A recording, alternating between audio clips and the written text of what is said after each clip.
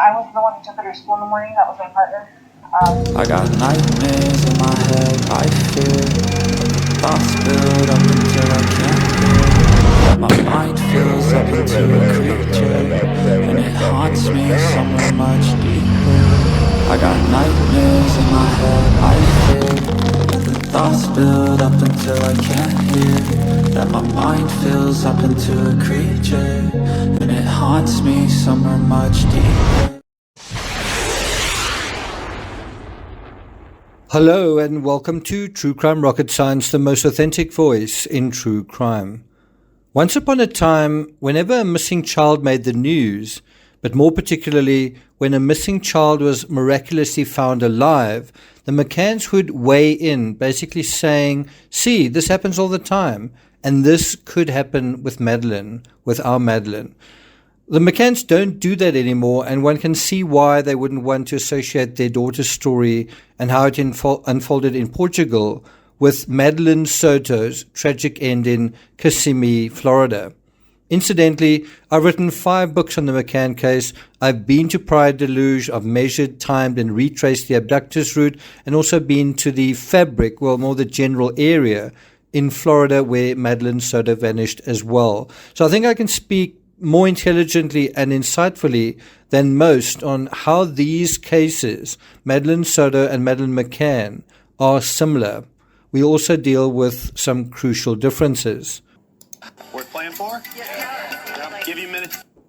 I'll give you guys a minute to hit the thanks button, leave a comment, share, all that kind of stuff.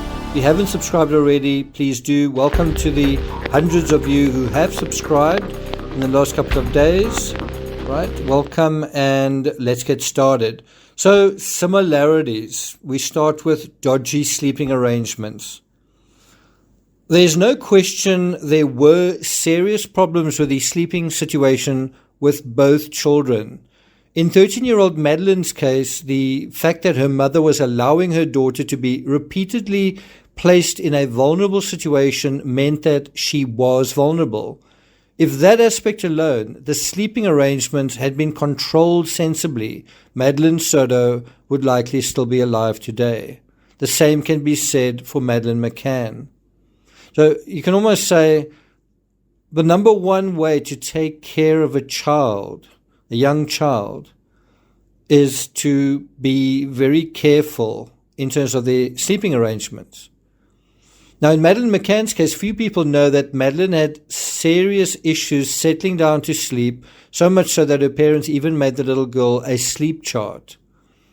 And she would get stars for staying in her own bed, right?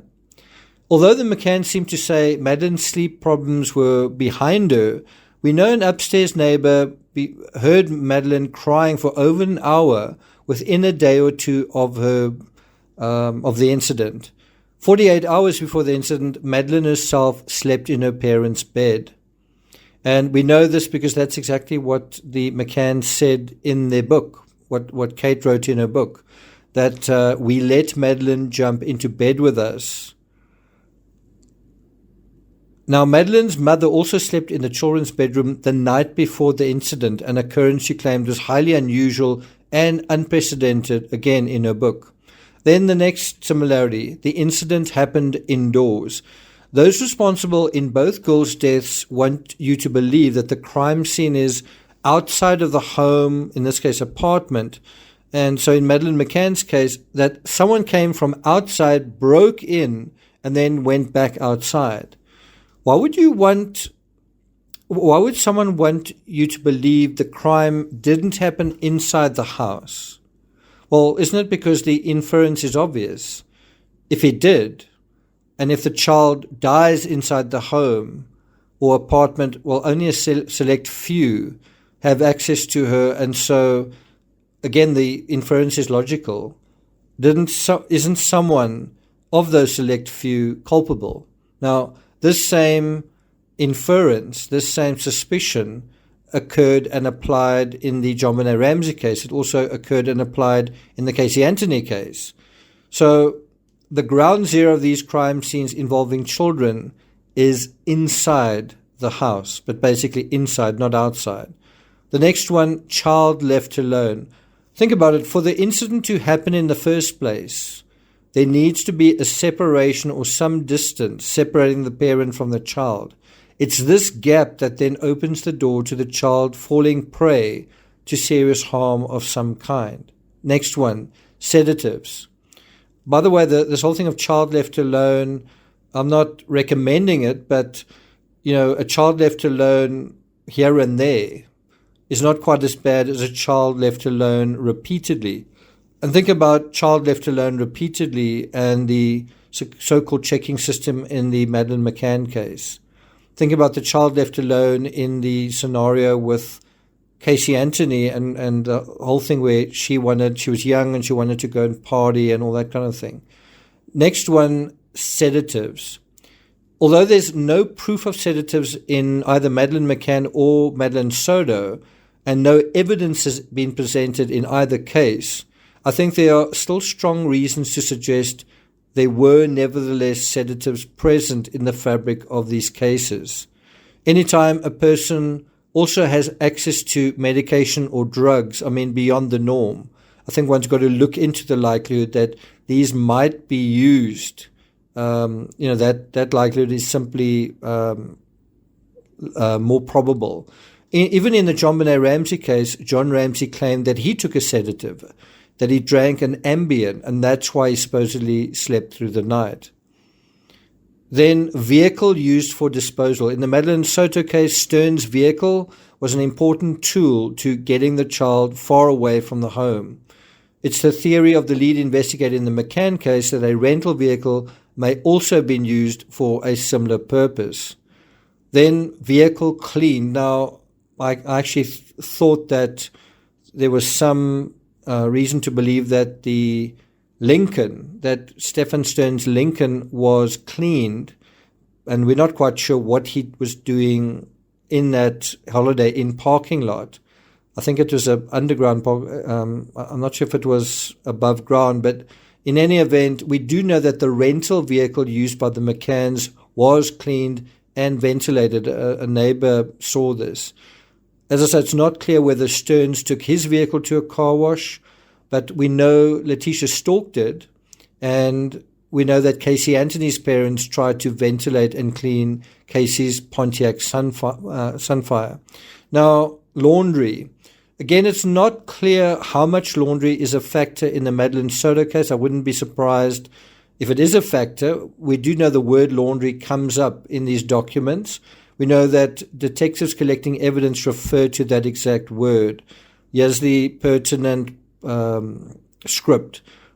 Orange County detectives collected evidence including boxes from laundry, a pink strawberry Snuggie, a purple comforter, underwear, and a phone tripod from a residence. On the day that Madeline disappeared, her mother remembered washing a stain out of Madeline's Eeyore top. That's Madeleine McCann. There were also issues with their washing machine around May 1st. That was 2 days before the incident. Something else that they both have in common, there were appeals from the victim's family to the media to find Madeleine Soto and Madeleine McCann, but also misleading narratives. And what was misleading about them was how perfect the portraits were. There were perfect portraits sketched of both children, but then what came out a little bit later on was inconsistent statements. So in terms of Madeleine Soto, her mother said she was so happy. She showed us all her gifts. She's just a happy girl, and she showed it on Sunday. She went to bed. She was so happy. Do you think she was? Do you think that is true? If Madeleine Soto could have been asked herself, what's your life been like? Do you think she would have repeatedly said happy? Then in terms of the McCanns, I'm talking in terms of misleading or narratives that might not be entirely accurate. Well, the checking system, it was described as effective. I don't think it was. I think it was ineffective. There's also the notion that Madeline slept like a log on the night that this happened, which is sort of echoes of the JonBenet Ramsey story, in my opinion. In the JonBenet Ramsey story, we know that pineapple was found in her stomach, which seems to prove that JonBenet didn't go to sleep when she allegedly did, or certainly that JonBenet was ambulant after being put to bed, if she was ever put to bed. And so, there were statements made in the Madeline, the book on Madeleine McCann, like, we were in no doubt that all three would be asleep in an instant. Well, how often is that the case with three very young children? Anyway, now we go into differences. Now, I'm not going to spend too much time on or explaining why I believe, what I believe are some of the differences and why. I'm just going to list them without providing that much rationale. So, firstly, very little CCTV. The authorities have a very strong case in terms of showing the movement of the perpetrator in CCTV throughout the fabric. That's in terms of the Madeleine Soto case. Got CCTV of him leaving. You can actually see Madeleine Soto in that as well. Just quite a lot of CCTV just showing Stefan Stern's movements, whereas in the McCann case, there's virtually none. The next one, the suspect had a criminal record in the Madeleine Soto case, or certainly there was a pattern of criminality or bad acts. Difference here, neither of the McCanns had a criminal record. Then, and this one's a big one, age of the victim. This is quite self-explanatory. Madeleine Soto was 8 when Stern started doing what he was doing. In other words, she was a victim of certain things, I would say at the earliest, when she was 8 years old. And she died just a day after her 13th birthday. Madeleine McCann died a few days shy of her 4th birthday. I think there's evidence that confirms that, given, or certainly there's a lot of reason to suspect, based on evidence found by cadaver dogs all over the place, in the vehicle, in the apartment, in the villa, on her toy, that she didn't actually make her 4th birthday. So, and the German police also believe that Madeleine is no longer alive. So, the point being, Madeleine McCann was more than 3 times younger than Madeleine Soto. That is the major difference between the two. And folks seem to imagine that age isn't relevant to these types of crimes. Well, they absolutely are. Statistics also confirm that the ages are very relevant, and it's a very, very clear distinction. The age of these victims. So, SA in Madeleine Soto's case was definitely evident, and it had been going on for years. Whereas I wouldn't say there was any in Madeleine McCann's case. And so the time frame for the SA fits perfectly into the classic stats for this type of crime. And this also clearly shows why Madeleine Soto was the victim of a certain type of crime, whereas Madeleine McCann wasn't. It also shows that JonBenet Ramsey, though older than Madeleine, but also significantly younger than Madeleine Soto, half her age basically, even less, likely had, if there was that aspect, well, it was different in some significant way. And let's just say that there may have been some unconventional element to her attacker. It wouldn't have been the stereotypical Stefan Stearns type person. Madeleine Soto involved, that case involved SA and murder, and murder is to cover up the SA.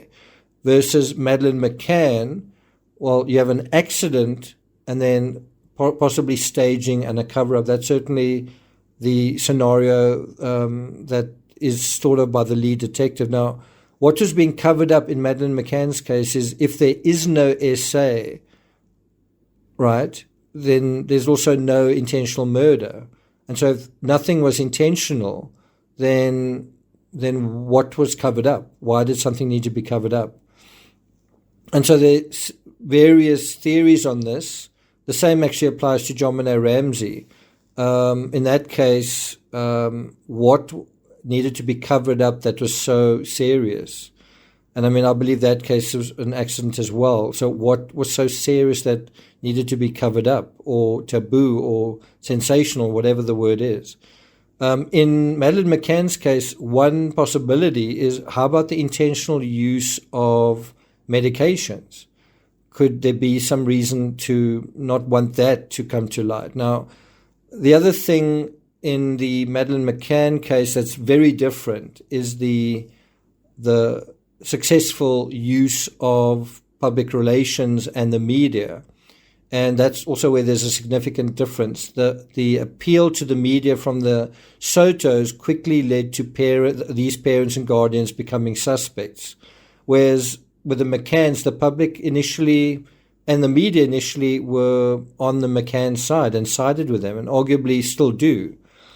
And I want to finish off by just comparing the suspects, the prime suspects in the Madeleine Soto and Madeleine McCann cases. Let's look at Stefan Stearns versus Christian Bruckner.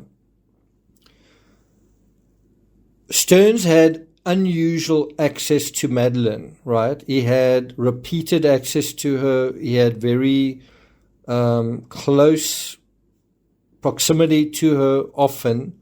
And I think one could also argue he had a kind of fixation on her.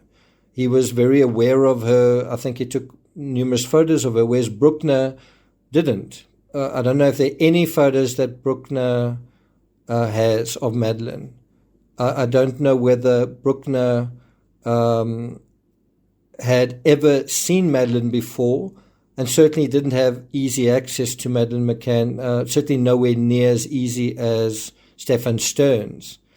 And so the other thing is, while Stearns is a specific kind of offender, Bruckner is totally different. He's kind of a jack of all trades offender, someone who has taken drugs and petty burglary and stealing, I think, fuel and this, that, and the next thing. And as I say, likely had never seen Madeleine before, whereas we know Stearns had. And that's a very important part. When it comes to young children, especially the younger the child is, it's all about who has access to that child, the most access to the child, the easiest access to that child. I'm not going to take it further than that. Have I missed anything? So if you've listened to this and there's something you'd like to add, let me know in the comments. Thank you for listening, and I'll see you guys next time.